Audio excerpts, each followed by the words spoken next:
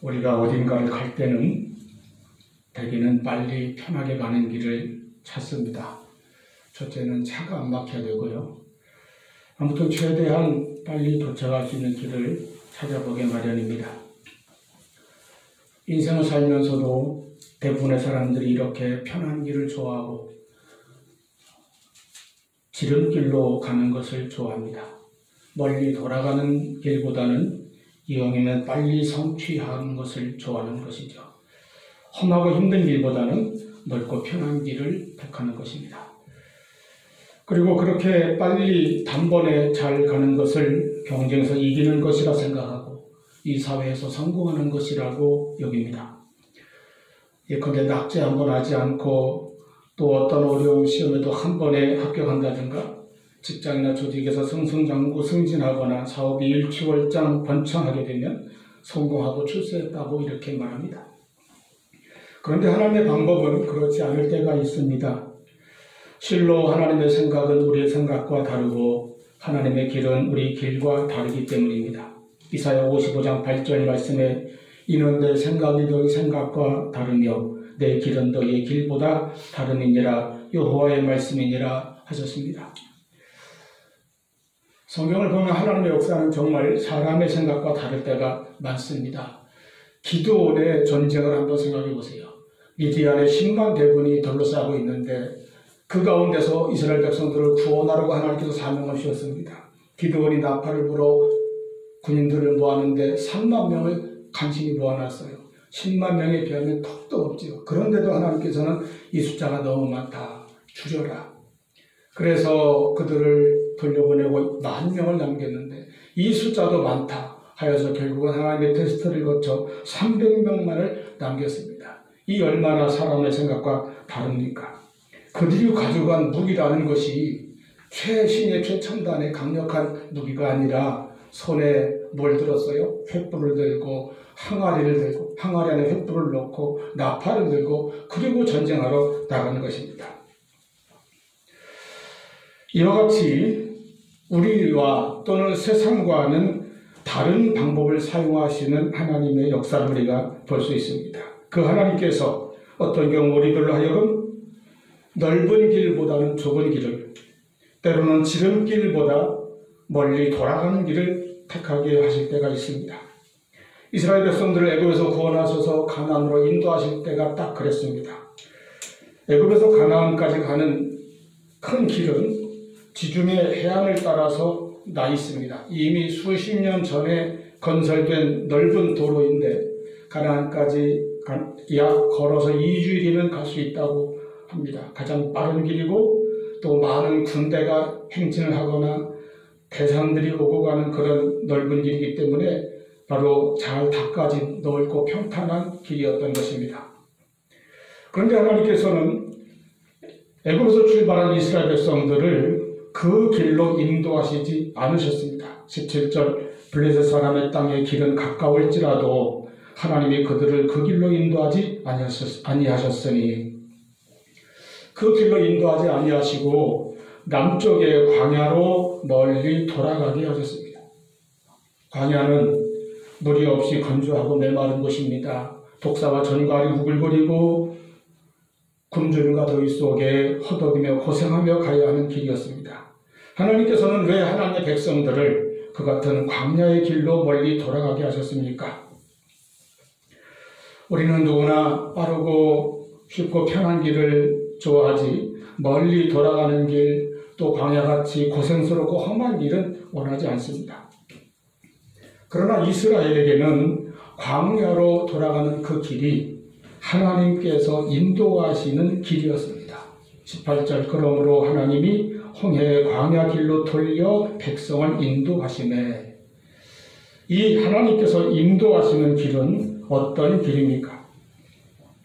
첫째, 하나님께서 인도하시는 길은 광야의 험한 길일지라도 그 길로 가는 것이 이스라엘 백성들을 실패와 멸망에서 건지시는 길이었습니다.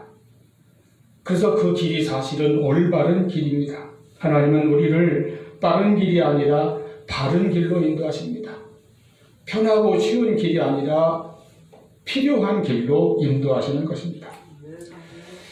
애굽에서 가나안까지 가장 빨리 가는 그 해안 도로는 17절에 기록된 대로 블레셋 사람의 땅의 길이라는 이름이 붙어 있습니다. 즉 블레셋 족속의 영토를 통과해서 가야 하는 길입니다. 블레셋 족속은 성경에 아주 자주 나오지요. 근동에서 가장 사납고 호전적인 족속입니다. 여호수아 시대 이후 대대로 이스라엘과는 원수와 같은 족속이 됩니다. 먼 훗날 다윗 시대에 이르러서야 이스라엘은 그 블레셋의 위협에서 벗어날 수 있었을 정도입니다. 이 출애굽 당시에는 그들의 군사적인 힘은 이스라엘과는 비교할 수 없을 정도로 아주 월등히 강했습니다. 사나운 군사도 그렇고 무기면에서 더더욱 그렇습니다. 이제 막 애굽의 노예 생활에서 벗어난 이스라엘 백성들은 쇠약해질 대로 쇠약해진 상태이고 정말 오합지졸이나 다름없는 무리였지요. 변변한 무기도 갖추지 못했을 것입니다. 그런 그들이 이 사납고 날마다 크고 작은 싸움을 일삼아왔던 그 블레셋 족속과 맞부닥치면 전멸을 면치 못할 것입니다. 그래서 두려운 나머지 하나님께서 말씀하신 대로 우리가 차라리 애굽으로 돌아가자. 가서 노예 생활이라도 하는 것이 여기서 이들에게 멸망당하는 것보다 낫지 않겠는가 하면서 발걸음을 돌려 애굽으로 도망가 버리게 될 것이었습니다. 하나님께서 그것을 아셨습니다. 17절 이는 하나님이 말씀하시기를 이 백성이 전쟁을 하게 되면 마음을 돌이켜 애굽으로 돌아갈까 하셨습니다. 이와 같이 하나님께서는 이스라엘 백성들이 처음부터 강력한 대적과 맞붙어 극심한 전쟁을 겪게 되면 그들이 곧 낙심하고 다시 애굽으로 돌아갈 것을 아시고 다른 길을 마련하신 것입니다. 그래서 하나님은 이스라엘을 가장 빠른 길로 곧장 약속의 땅으로 인도하신 것이 아니라 멀리 광야의 길로 인도하셨습니다. 이 하나님께서 인도하신 광야의 길은 당장은 한참을 돌아가야 하고 험하고 고달픈 고생스러운 길이지만 다시 노예 상태로 돌아가지 않는 올바른 길이었던 것입니다. 이스라엘이 블레셋 사람의 땅의 길을 지나다가 그 전쟁에서 겁을 먹고 바로 포기하고 애굽으로 돌아가는 것은 참 비참한 일입니다. 그 혹독한 애굽의 노예 생활 속에서 아들을 낳아도 마음대로 키우지 못하는 인간 이하의 취급과 학대를 받았습니다. 또 날마다 얼마나 고단한 강제 노역에 시달리며 지냈습니까? 출애굽기 2장 23절에 보면 이스라엘 자손이 고된 노동으로 말미암아 탄식하며 부르짖으니 그 고된 노동으로 말미암아 부르짖는 소리가 여호와 하나님께 상달된지라 말씀하였습니다. 그랬던 그들이 하나님의 은혜로 해방과 구원을 받은 것인데 그 자유함을 얻은 백성들이 불과 일주일 만에 다시 괴로웠던 그 노예 상태로 돌아가는 것은 정말 비참한 것입니다. 또 그들이 애굽으로 돌아간다는 것은 하나님의 약속을 믿고 마음속에 품고 있는 약속의 땅에 대한 그 꿈을 포기하는 것입니다. 사람이 자기의 꿈을 포기하는 것은 참 쓸쓸합니다. 더욱이 하나님께서 주신 꿈을 잃어버린다는 것은 하나님을 바라고 의지하며 담대하게 살아가는 신앙을 잃어버린다는 것입니다. 하나님에 대한 믿음과 순종도 저버리게 되는 것입니다. 히브리서 10장 38절에 나의 의인은 믿음으로 말미암아 살리라. 또한 뒤로 물러가면 내 마음이 그를 기뻐하지 아니하리라 말씀하셨습니다. 예수님께서도 누가복음 9장 62절에서 손에 쟁기를 잡고 뒤를 돌아보는 자는 하나님의 나라에 합당하지 아니하니라 말씀하셨습니다. 여러분, 구원받은 성도들은 하나님의 약속을 믿고 믿음으로 살아가는 길을 가야지 세상을 두려워하여 다시 마귀의 종이 되었던 상태로 돌아가서는 안 됩니다. 이스라엘이 가나안으로 갈 길을 포기하고 애굽으로 돌아가는 것은 바로 그 노예 상태로 돌아가는 것이고, 오늘날 신앙생활하는 사람들이 신앙을 저버리고 세상으로 돌아가는 것은 영원히 멸망하는 길로 가는 것입니다. 그러므로 이 블레셋 사람의 땅의 길은 보기에 편하고 넓고 좋아 보이는 빠른 길이었지만 사실은 사망의 길이요 멸망의 길이었습니다. 그래서 하나님께서는 그 길로 인도하지 않으셨습니다. 여러분, 그 다음에 펼쳐진 해안의 넓은 도로처럼 사탄의 속임수는 언제나 겉으로 보기에는 참 좋아 보일 때가 많습니다. 아담이 뱀의 유혹을 받고 선악과를 바라보면 어땠습니까? 보암직도 하고 먹음직도 하고 탐스러웠습니다. 지혜롭게 해줄 것 같았습니다. 잠언 14장 12절 말씀에 어떤 길은 사람의 보기에 바르나 필경은 사망의 길이니라 하셨습니다. 여러분, 우리가 항상 기억할 것은 사람이 보기에는 바르고 적합하고 나에게 이익이 되고 쉬운 것처럼 보이지만은 하나님께서 인도하시지 않는 길이 있다는 것입니다. 하나님께서 원치 않는 길이 있다는 것입니다. 필경은 사망과 실패와 멸망으로 가는 길도 있다는 것입니다. 사람들은 자기 마음대로 자기 생각대로 쉬운 길을 찾아서 인생길을 갑니다. 또 그렇게 하려고 찾습니다. 그러나 하나님께서 인도하시지 않는 길을 가면 절대로 가나안 땅에 도달할 수 없습니다. 다시 애굽의 그 비참한 노예로 돌아갈 수밖에 없는 길입니다. 그러므로 여러분, 지름길만이 하나님의 뜻이 아닙니다. 오직 하나님께서 인도하시는 길이 하나님의 뜻이요 우리의 인생의 가장 복된 길임을 기억하시기 바랍니다. 이 시대에 대부분의 사람들이 쉽고 빠르고 편한 길을 찾고 또 그 길을 가려고 애쓰고 있습니다. 수단과 방법을 가리지 않고 성공을 찾고 때로는 불의하고 부정한 방법을 동원해서라도 원하는 것을 얻으려고 혈안이 되어 있습니다. 그래서 빠르고 편하고 쉬운 바벨탑을 쌓아가고 있는 것이 오늘날의 인간의 문명입니다. 어떤 사람들은 하나님 없이 자기 좋을 대로 자기 편할 대로 탄탄대로만을 달려가며 온갖 세상의 방법, 욕심적인 길을 찾고 그 길에서 성공과 행복을 추구하지만 결국 그 길은 천국에 도달하지 못하는 멸망의 길이 되고 말 것입니다. 하나님이 함께 하시지 않는 길이기 때문입니다. 우리도 어떨 때는 어떻게 해서든지 지금이 내 문제가 빨리 해결되었으면 좋겠고 이 괴로움이 끝났으면 좋겠고 무조건 빨리 남들보다 앞서갔으면 좋겠다고만 생각할 때가 있습니다. 그러다 보니 하나님께서 그렇게 인도하시지 않을 때는 이스라엘 백성들처럼 하나님을 원망하기도 하고 낙심하거나 체념하거나 포기하기도 합니다. 그러나 전능하신 하나님께서 그리고 그 하나님만이 나의 길을 바로 아시고 그리고 나를 가장 사랑하셔서 가장 올바른 길로 필요한 길로 인도하심을 기억하시기 바랍니다. 인생에서 항상 빠른 길이 아니라 믿음의 눈으로 올바른 길을 찾고 하나님께서 인도하시는 그 길로 나아가는 우리가 될 수 있기를 바랍니다. 아무리 넓고 좋아 보여도 빠르게 보여도 하나님께서 인도하시지 않는 길, 하나님께서 허락하시지 않는 길로는 가지 않는 믿음의 사람들이 되시기를 축원합니다. 두 번째로 하나님께서 인도하시는 그 길은 우리를 연단하시고 훈련하시는 길입니다. 광야의 먼 길로 돌아가도록 인도하신 하나님의 뜻은 그 길에서 그 여정에서 이스라엘 백성들을 훈련하시기 위함이었습니다. 광야는 아는 것처럼 누구에게나 고통스러운 곳입니다. 그러므로 광야의 길을 가는 것은 고달프고 힘든 것입니다. 아무도 원하지 않는 과정입니다. 그런데도 하나님께서는 이스라엘 백성들을 그 광야로 인도하셨습니다. 때로는 성도들도 이 땅에서 광야를 통과할 때가 있습니다.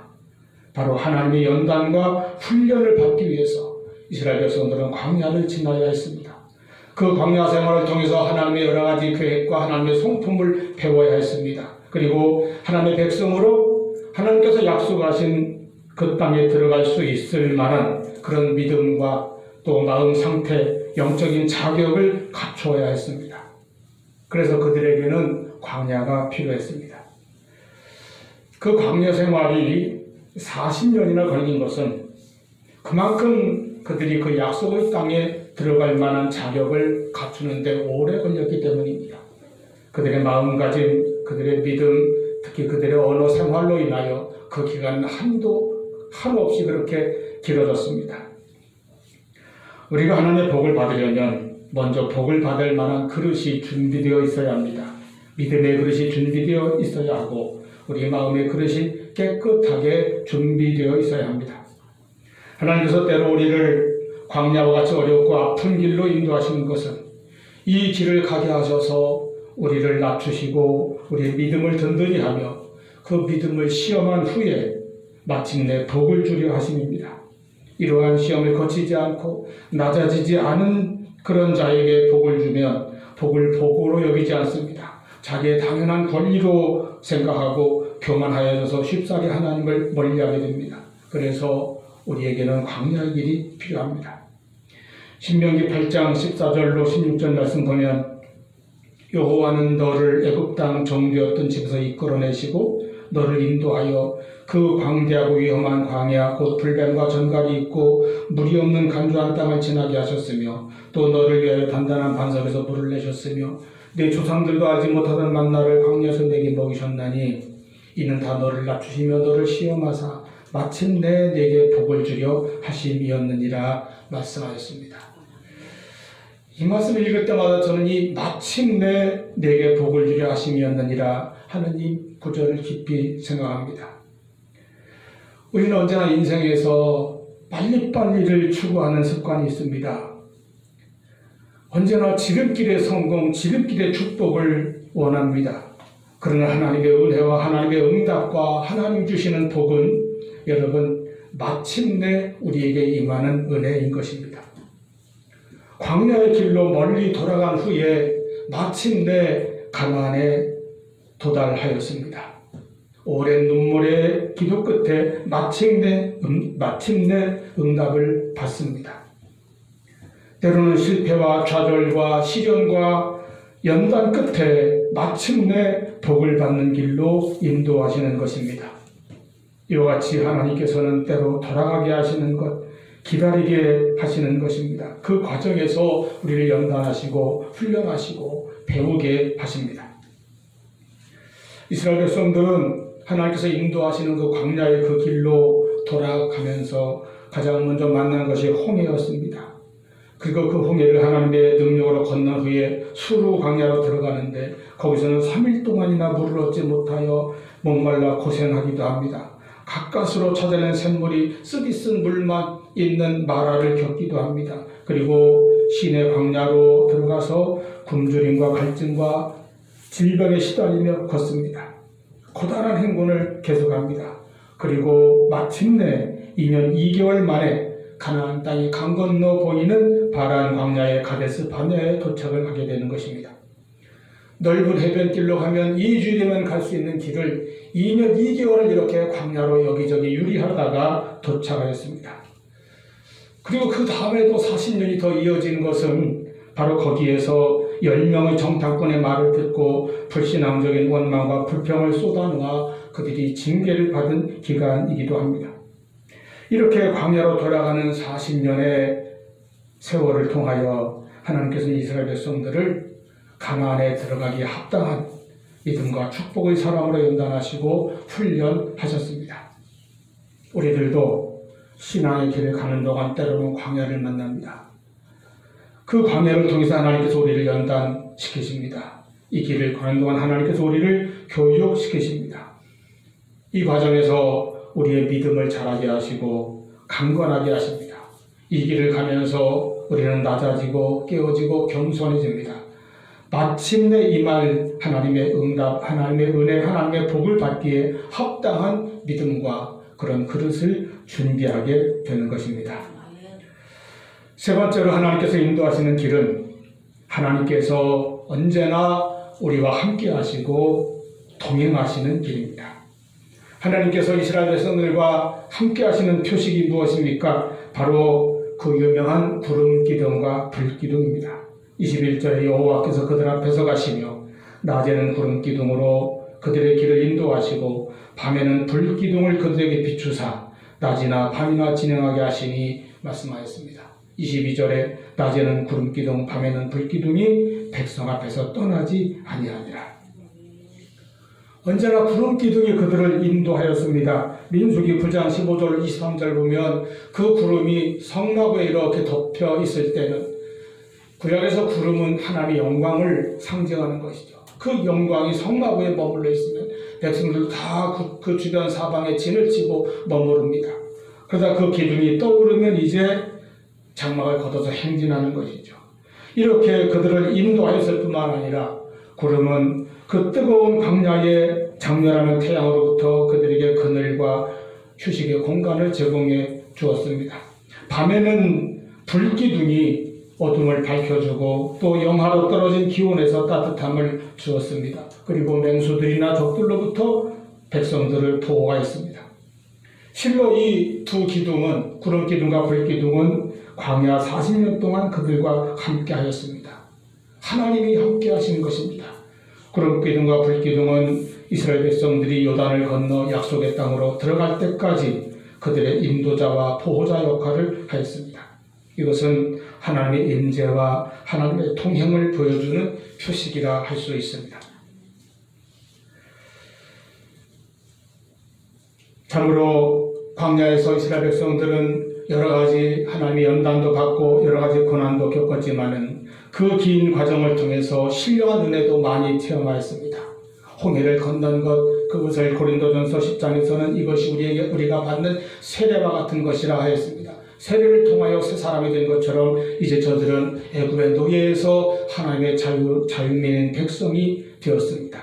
그들은 하늘에서 내린 만나를 먹고 반석에서 솟아난 생수를 마셨습니다. 이는 우리에게 영원한 생명의 양식이 되시고 참된 생수가 되시는 예수 그리스도를 예표합니다. 광야에서 율법도 받고 성막도 받았습니다. 우리의 교회 생활을 가리키는 것입니다. 그들은 이렇게 신령한 여러 가지 은혜를 체험하면서 이제 하나님만을 의지하고 하나님만을 따르는, 하나님께 순종하는 신앙의 사람, 믿음의 백성들로 훈련되어져 갔습니다. 여러분, 우리에게 광야가 닥쳐와서 그 길을 돌아가는 경우가 있다면 이것이 우리가 훈련받는 기회요, 하나님을 더 아는 기회요, 하나님을 배우는 기회요, 예수 그리스도를 믿고 의지하며 오직 주님만을 사랑하는 그 신앙을 갖게 해주는 기회가 됨을 기억하시기를 바랍니다.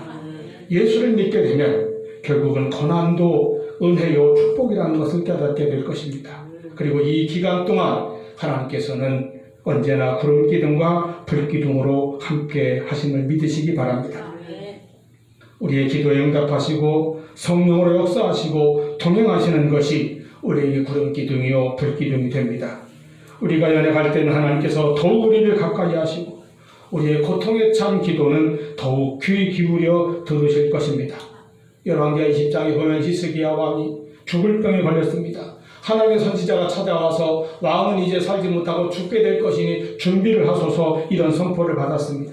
그는 얼굴을 벽으로 향하고 심한 통곡으로 기도하였다고 했습니다. 부르짖어 간구했습니다. 그때 5절에 하나님께서 선지자를 통하여 응답하십니다. 하나님 여호와의 말씀이 내가 내 기도를 들었고 내 눈물을 보았노라. 내가 너를 낫게 하리니 내가 3일 만에 여호와의 성전에 올라갈 것이라고 말씀하셨습니다. 하나님 우리의 작은 심에도 응답하시고 우리의 기도를 들으시고 우리의 눈물을 보시는 하나님이십니다. 이것이 우리와 늘 함께하는 구름기둥과 불기둥의 응답이요, 구름기둥과 불기둥으로 함께 하시는 하나님의 손길입니다. 때로는 우리가 실패하거나 내 꿈과 계획이 원한대로 이루어지지 않을 때가 있습니다. 또는 내가 하는 일이 너무 늦거나 오래 걸릴 때도 있습니다. 그럴 때는 내 인생이 한참을 돌아가고 있다는 생각을 합니다. 그러나 여러분, 광야의 길로 인도하신 하나님께서 이 길에서 우리를 정금같이 연단하심을 믿으시기 바랍니다. 욥기 23장 10절 그러나 나의 가는 길을 오직 그가 하시나니 그가 나를 단련하신 후에는 내가 순금같이 되어 나오리라. 내가 정금같이 나오리라 말씀하였습니다. 어려운 문제나 힘든 환경 앞에서 불평과 원망이 앞서는 것이 인간의 본성이지만 우리는 하나님의 섭리와 인도하심을 바라보며 믿음과 순종의 훈련을 잘 하시기 바랍니다. 그래서 늘 감사의 마음을 지키시기를 바랍니다. 하나님이 인도하시면 광야도 올바른 길이 됩니다. 생명의 길이 됩니다. 광야에는 고통이 있지만 우리를 연단하고 훈련하여 축복에 이르게 하는 하나님의 인도하심이 있습니다. 그리고 이 광야의 길을 가는 동안 하나님께서는 우리와 함께 하시고 구름기둥, 불기둥으로 지켜주시고 인도하실 것입니다. 무슨 일이든지 지름길만이 최선이라고 생각하지 말고 편한 길만 찾지도 마시기를 바랍니다. 모든 일에 합력하여 선을 이루신 하나님께서 광야의 길로 돌아가도록 인도하신 그 뜻을 깨달아 더욱 감사하시기를 바랍니다. 항상 내 영혼의 유익을 먼저 생각하십시오. 하나님의 목적을 먼저 생각하십시오. 광야에서도 인내하시기 바랍니다. 그리고 언제나 힘을 내십시오.